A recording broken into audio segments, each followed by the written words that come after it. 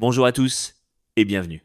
Aujourd'hui, nous allons explorer un sujet qui relève presque de la science-fiction, mais qui, selon nos sources, serait devenu une réalité tangible sur les théâtres d'opérations militaires. Imaginez des équipements de combat ultra modernes, valant des millions d'euros, réduits à l'état de ferraille inutilisable en quelques fractions de seconde, sans aucune explosion visible, sans aucun projectile. Tout à fait.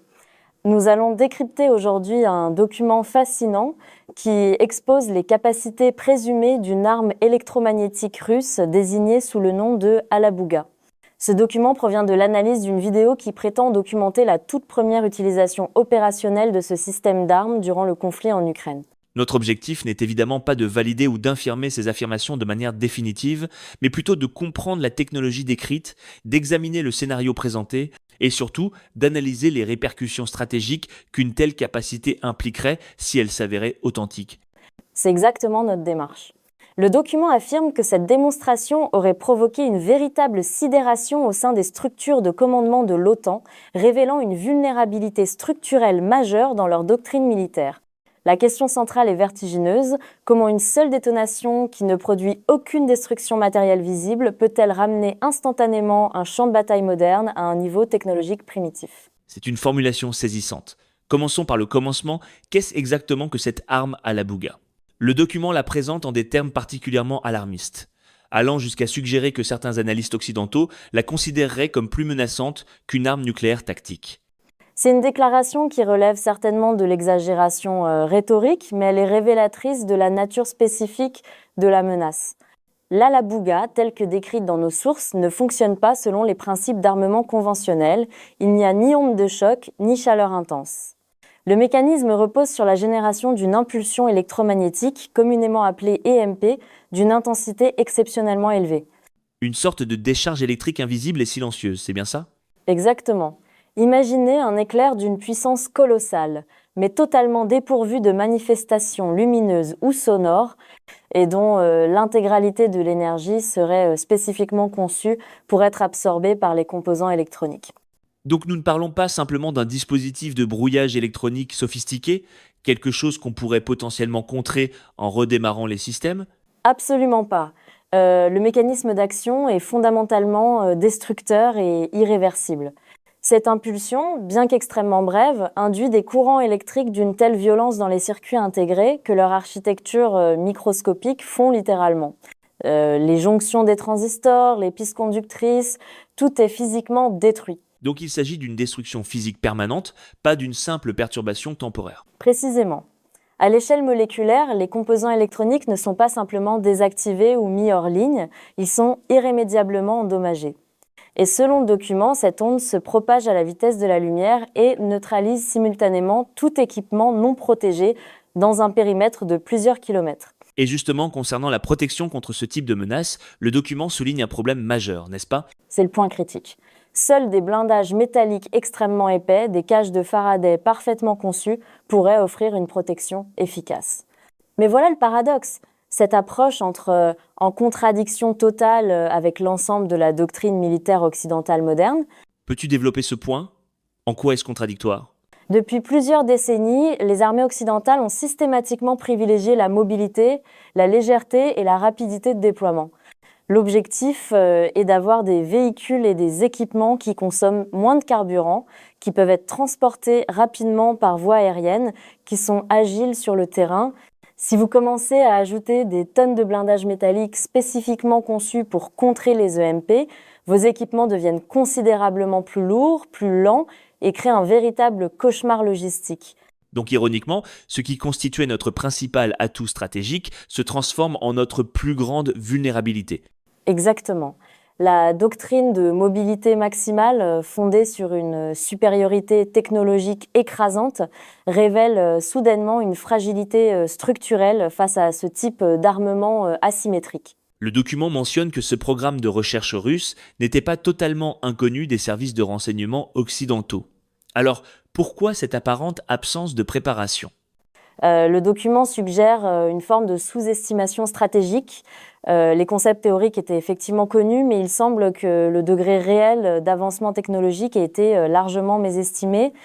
L'hypothèse prévalente était que ces systèmes resteraient confinés au domaine de la recherche théorique ou ne seraient déployés que dans des scénarios de guerre totale.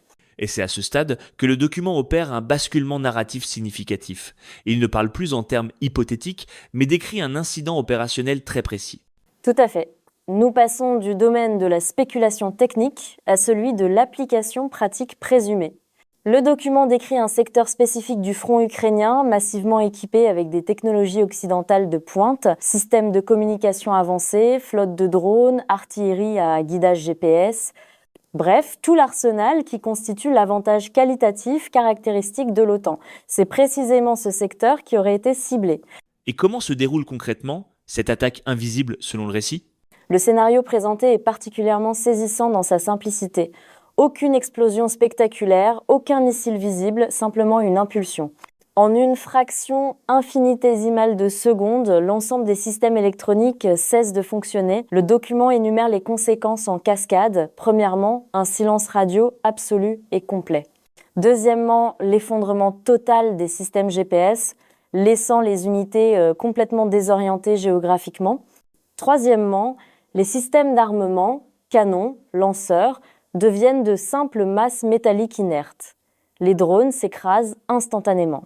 Les chars de combat modernes, dont le fonctionnement dépend entièrement de calculateurs électroniques, s'immobilisent.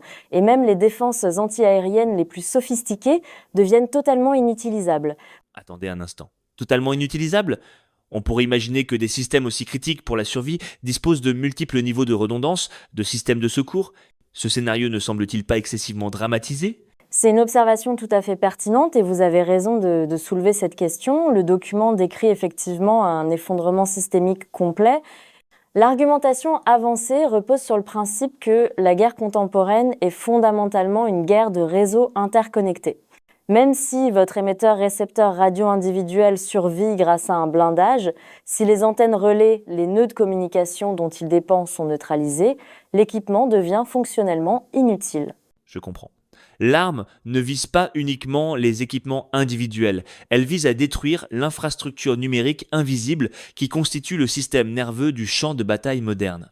Précisément, c'est la rupture simultanée de milliers de liaisons qui provoque la paralysie généralisée. Le résultat décrit dans le document est sans ambiguïté, un chaos opérationnel absolu. Les unités se retrouvent aveugles, sourdes et totalement incapables de coordination. Une paralysie numérique instantanée à l'échelle d'un secteur entier. Et le récit suggère que les forces russes préparées à ce scénario auraient immédiatement exploité ce chaos pour lancer une offensive coordonnée. La supériorité technologique sur laquelle repose toute la stratégie occidentale se transformerait instantanément en handicap fatal. Si nous prenons ces allégations au sérieux, ne serait-ce qu'à titre d'exercice intellectuel, les implications stratégiques sont absolument considérables. Si une seule frappe peut annihiler instantanément des milliards de dollars d'équipements militaires de pointe, l'ensemble de l'équilibre des forces conventionnelles est radicalement remis en question. C'est effectivement le cœur de l'argument avancé par le document. Il ne s'agit pas simplement de l'émergence d'une nouvelle catégorie d'armement, mais d'un véritable changement de paradigme stratégique. C'est l'intégralité de la doctrine militaire de l'OTAN, fondée sur la supériorité informationnelle et la guerre en réseau, qui est potentiellement obsolète. Et le document établit un contraste délibéré avec une approche alternative, n'est-ce pas ? Exactement. Il met en évidence une dichotomie stratégique. D'un côté, une dépendance occidentale quasi absolue envers l'électronique de pointe et les systèmes numériques. De l'autre, les forces russes qui, selon la source, auraient délibérément maintenu en parallèle des systèmes mécaniques traditionnels. On évoque les boussoles classiques, les cartes papier, les radios analogiques et même des systèmes de visée optique purement mécaniques sur les véhicules blindés sans aucune composante électronique. C'est là que réside le paradoxe fascinant. Ce qui était universellement perçu comme un archaïsme technologique, un signe de retard industriel, deviendrait soudainement un avantage stratégique décisif. La robustesse, la capacité à maintenir des opérations militaires quand tous les systèmes modernes sont neutralisés. Le document va encore plus loin en abordant la dimension logistique, l'incapacité à se remettre rapidement d'une telle attaque. C'est un aspect absolument crucial, souvent négligé. Le problème ne se limite pas à la destruction initiale, mais concerne le remplacement des équipements. Imaginez qu'une force armée perde simultanément des centaines de chars, de radars, de systèmes de commandement. Ce ne sont pas des produits de grande consommation qu'on peut commander sur catalogue. Bien entendu. Les puces électroniques spécialisées, les capteurs militaires de précision, tout cela provient de chaînes d'approvisionnement mondiales extrêmement complexes et lentes.